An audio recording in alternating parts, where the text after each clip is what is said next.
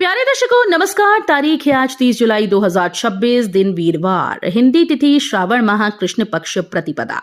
आइए नजर डालते हैं हमारे प्यारे राज्य हिमाचल प्रदेश की तमाम बड़ी खबरों पर। वीडियो शुरू करने से पहले कमेंट बॉक्स में जय हिंद लिखकर हमें सपोर्ट करें। तो चलिए शुरू करते हैं। हिमाचल में 3 साल में खनिजों से राजस्व 70% बढ़ा, सीएम ने पर्यावरण संरक्षण पर दिया जोर। हिमाचल प्रदेश में खनिज संसाधनों से मिलने वाले राजस्व में बीते 3 वर्षों के दौरान करीब 70% की वृद्धि दर्ज की गई। मुख्यमंत्री ठाकुर सुखविंदर सिंह सुक्खू ने उद्योग विभाग के खनन विंग की समीक्षा बैठक में ये जानकारी दी।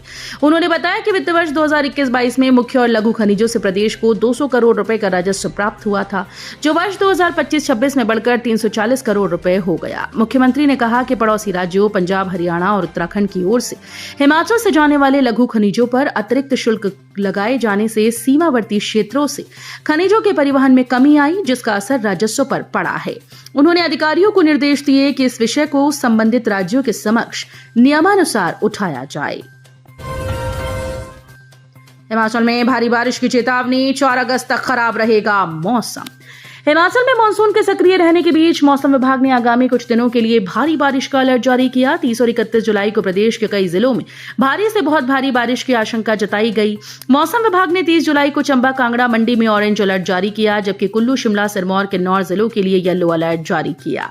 मौसम विभाग के अनुसार 31 जुलाई को चंबा और कांगड़ा में भारी से बहुत भारी बारिश का ऑरेंज अलर्ट रहेगा।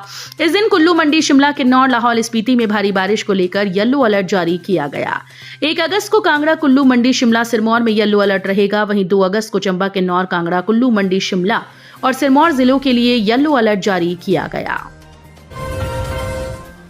खत्म हुआ इंतजार, हिमाचल पहुंची 240 नई इलेक्ट्रिक बसेस, सीएम और डिप्टी सीएम दिखाएंगे हरी झंडी। हिमाचल प्रदेश में सार्वजनिक परिवहन को और अधिक सुगम और पर्यावरण अनुकूल बनाने की दिशा में बड़ा कदम उठाया गया। हिमाचल पथ परिवहन निगम का नई इलेक्ट्रिक बसेस का लंबा इंतजार आखिरकार खत्म हो गया। 240 नई बसेस की खेप निगम के पास पहुंच चुकी है, जिनका वीरवार को औपचारिक शुभारंभ किया जाएगा। मुख्यमंत्री सुखविंदर सिंह सुक्खू और उप मुख्यमंत्री मुकेश अग्निहोत्री इन नई इलेक्ट्रिक बसेस को हरी झंडी दिखाकर रवाना करेंगे। एचआरटीसी ने यात्रियों की सुविधाओं को ध्यान में रखते हुए और बसेस की कमी दूर करने के लिए कुल 297 नई इलेक्ट्रिक बसेस की खरीद की है। हिमाचल में किसानों को 50% सब्सिडी पर मिलेंगे आधुनिक कृषि उपकरण, डीबीटी पोर्टल पर ऑनलाइन आवेदन करना होगा। हिमाचल प्रदेश के किसानों को आधुनिक कृषि उपकरण 50% तक की सब्सिडी पर मिलेंगे। पहाड़ी क्षेत्रों में आधुनिक खेती को बढ़ावा देने के लिए कृषि विभाग ने कृषि अभियांत्रिकी उप मिशन के तहत ये मुहिम शुरू की है। किसानों को आधुनिक कृषि उपकरण और मशीनरी 50% तक के अनुदान पर उपलब्ध करवाई जाएगी। इसके लिए वर्ष 2026-27 के लिए कृषि विभाग का डीबीटी पोर्टल 31 जुलाई से सक्रिय रहेगा। मणिमहेश यात्रा ऑनलाइन पंजीकरण के लिए वेबसाइट लॉन्च, श्रद्धालुओं को ये 2 दस्तावेज रखने होंगे साथ। उत्तर भारत की प्रसिद्ध मणिमहेश यात्रा में देश प्रदेश के विभिन्न क्षेत्रों से पहुंचने वाले श्रद्धालुओं की सुरक्षित, सुगम और सुव्यवस्थित यात्रा सुनिश्चित करने के उद्देश्य से भरमौर प्रशासन ने एक महत्वपूर्ण कदम उठाया। प्रशासन की ओर से श्री मणिमहेश यात्रा 2026 की आधिकारिक वेबसाइट लॉन्च कर दी गई। अब श्रद्धालु इस आधिकारिक डिजिटल प्लेटफॉर्म के माध्यम से घर बैठे ऑनलाइन पंजीकरण करवाने के साथ साथ यात्रा से जुड़ी सभी महत्वपूर्ण जानकारियां प्राप्त कर सकेंगे। शिमला में निजी वाहन मालिकों को राहत, सीलबंद और प्रतिबंधित सड़कों के पास शुल्क में बड़ी कटौती। राजधानी शिमला में निजी वाहन मालिकों को बड़ी राहत मिली। प्रदेश सरकार ने Shimla road users and pedestrians संशोधन अध्यादेश 2026 को अधिसूचित कर दिया है। इसके तहत सीलबंद और प्रतिबंधित सड़कों के लिए निजी वाहनों के पास शुल्क में भारी कटौती की गई। नए प्रावधानों के अनुसार सीलबंद सड़क पर निजी वाहन के लिए प्रति सड़क वार्षिक पास शुल्क अब 15,000 रुपए से घटाकर 8,000 कर दिया गया है। बनेंगे 262 माउंटेन बाइक ट्रेल, पर्यटन विभाग के साथ मिलकर वन विभाग की ओर से तैयार किया जा रहा प्रस्ताव। साहसिक और ग्रामीण पर्यटन को बढ़ावा देने के लिए वन विभाग ने राज्य भर में 262 के करीब माउंटेन बाइक ट्रेल चिन्हित की, जिन्हें विकसित करने के लिए अब एक विस्तृत प्रस्ताव तैयार किया जा रहा है। पर्यटन विभाग के साथ मिलकर बनाए जा रहे प्रस्ताव को केंद्र सरकार को मंजूरी के लिए भेज दिया गया। विभाग इस प्रस्ताव को केंद्र की गाइडलाइन के अनुरूप अंतिम रूप देने में लगा हुआ है। जानकारी के अनुसार राज्य में माउंटेन बाइक ट्रेल विकसित वन विभाग ने सभी अधिकारियों को अपने अपने जिले से साइट चिन्हित करने के निर्देश जारी किए थे। रिश्वत के 3 आरोपियों के लिए जाएंगे वॉइस सैंपल, राजस्व विभाग से रिकॉर्ड तलब। गोहर तहसील में भूमि के इंतकाल की एवज में 2 लाख रुपए रिश्वत मांगने के मामले में राज्य विजिलेंस और एंटी करप्शन ब्यूरो ने जांच का दायरा बढ़ा दिया। ट्रैप कार्रवाई में गिरफ्तार किए गए पटवारी कानूनगो और एक सहायक के खिलाफ साक्ष्य जुटाने के लिए अब राजस्व विभाग से संबंधित रिकॉर्ड तलब किया है। साथ ही तीनों आरोपियों के वॉइस सैंपल भी लिए जाएंगे ताकि शिकायतकर्ता और आरोपियों के बीच हुई बातचीत का वैज्ञानिक परीक्षण करवाया जा सके। कर्मचारी वरिष्ठता मामले में हिमाचल सरकार को सुप्रीम कोर्ट से झटका, विशेष अनुमति याचिका खारिज। सुप्रीम कोर्ट ने हिमाचल प्रदेश हाईकोर्ट के उस फैसले को बरकरार रखा जिसमें राज्य सरकार की ओर से वर्ष 2024 में पारित हिमाचल प्रदेश सरकारी कर्मचारी अधिनियम को पूरी तरह से खारिज करते हुए रद्द कर दिया था। सुप्रीम कोर्ट के न्यायाधीश विक्रमनाथ और न्यायाधीश संदीप मेहता की खंडपीठ ने स्पष्ट किया कि वो हाईकोर्ट के निर्णय में हस्तक्षेप करने के इच्छुक नहीं है। हालांकि राज्य सरकार की ओर से पेश हुए महाधिवक्ता के अनुरोध पर सुप्रीम कोर्ट ने राहत देते हुए हाईकोर्ट के आदेशों की अनुपालना करने के लिए 4 महीने का अतिरिक्त समय प्रदान किया। गन्ने से नहीं, फल सब्जियों और फॉरेस्ट वेस्ट से बनेगा इथेनॉल, मंडी की शोधार्थी का नवाचार।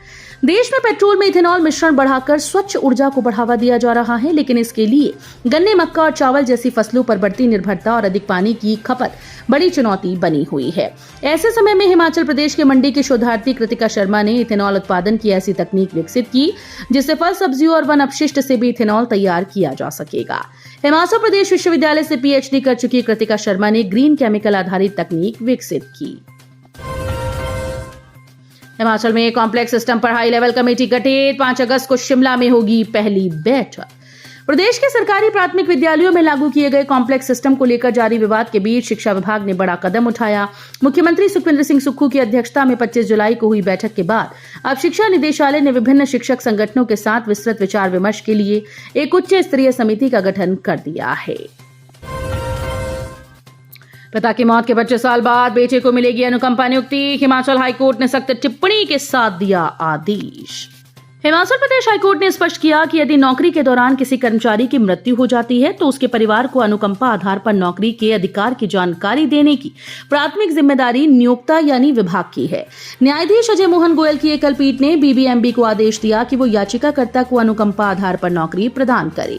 याचिकाकर्ता नवीन कुमार के पिता अमर सिंह सुंदरनगर में बीबीएमबी के तहत नियमित बेलदार के रूप में कार्यरत थे।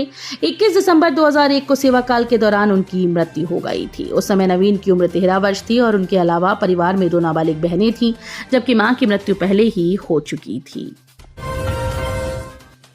डीजीपी का बताया मुखबिर, निजी गाड़ी धोने का बनाया दबाव, जूनियर को प्रताड़ित करने पर एएसआई सस्पेंड।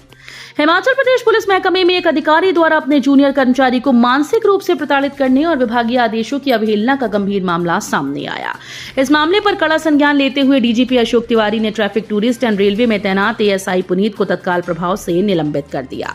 जानकारी के अनुसार पीड़ित कांस्टेबल और चालक पंकज ने डीजीपी को लिखित शिकायत सौंपी जिसमें बताया कि उसकी पत्नी गर्भवती है और प्रसव में कुछ ही दिन शेष हैं। वर्तमान में उसकी पत्नी का इलाज शिमला के कमरा नेहरू अस्पताल में चल रहा है।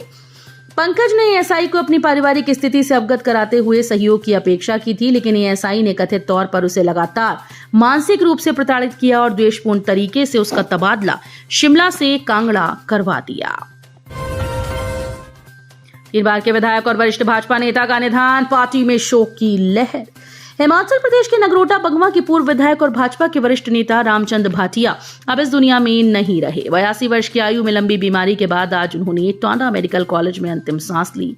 जानकारी के मुताबिक रामचंद भाटिया 3 बार के विधायक रहे हैं। वहीं उनके निधन की खबर से कार्यकर्ताओं और नेताओं में शोक की लहर है। रामचंद भाटिया के निधन पर दुख जताते हुए पूर्व मुख्यमंत्री और भाजपा नेता जयराम ठाकुर ने कहा कि नगरोटा बगवा विधानसभा क्षेत्र का 3 बार प्रतिनिधित्व करने वाले वरिष्ठ जन नेता एवं पूर्व विधायक आदरणीय चौधरी रामचंद भाटिया जी के 82 वर्ष की आयु में लंबी बीमारी के पश्चात टांडा मेडिकल कॉलेज में निधन का समाचार अत्यंत दुखद व पीड़ादायक है।